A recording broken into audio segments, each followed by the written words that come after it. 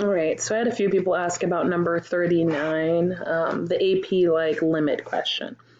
The problem here is like the others in that our objective ultimately is to change this into one of those special limits. Now, the issue here is you must remember the relationship between the sign of a sum relationship. Now, the cool thing is this is something that is easily Googleable. So, sine of a sum of two angles, and we can look up the formula, right? So let's see if we could find that simply by looking here. We can see here that if we have the sine of an angle plus another angle, it's the sine of the angle, cosine of the second angle plus cosine of the first and sine of the second.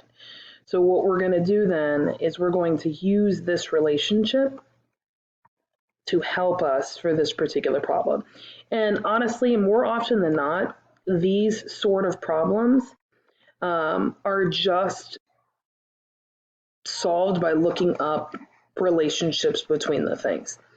All right, so we know here in our situation, we have our sine of 7 pi over 6 plus h, which is equal to sine of 7 pi over 6 cosine of h plus cosine of 7 pi over 6 and then sine of h.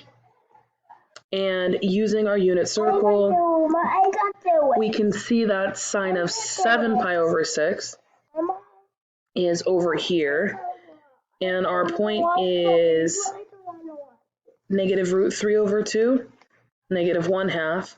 So cosine and then sine. So sine is negative 1/2. So we have negative 1/2 cosine of h plus, and then cosine of 7 pi over 6 is negative root 3 over 2 sine of h. So we can see that what we have here circled becomes mathematically equivalent to this. So if I rewrite our limit as h approaches 0, it can become this negative 1/2 cosine h plus negative root 3 over 2 sine of h plus 1/2 all over h. And then if we recognize that we have already right here kind of what we need, and then we see the other piece has that cosine h, and then they both have 1/2, we can kind of manipulate this situation and separate it. So this is the limit as h approaches 0, and then I'm going to put this negative root 3 over 2 times sine h over h piece, this middle piece right here, plus I'm going to use my limit properties that say I can separate a sum. And then these other two pieces both have this 1/2, so I'm going to pull out that negative 1/2 times, and then I have cosine of h minus 1 over h. Now, using the rules we learned previously, we know that this first one goes to 1 and the second one goes to 0.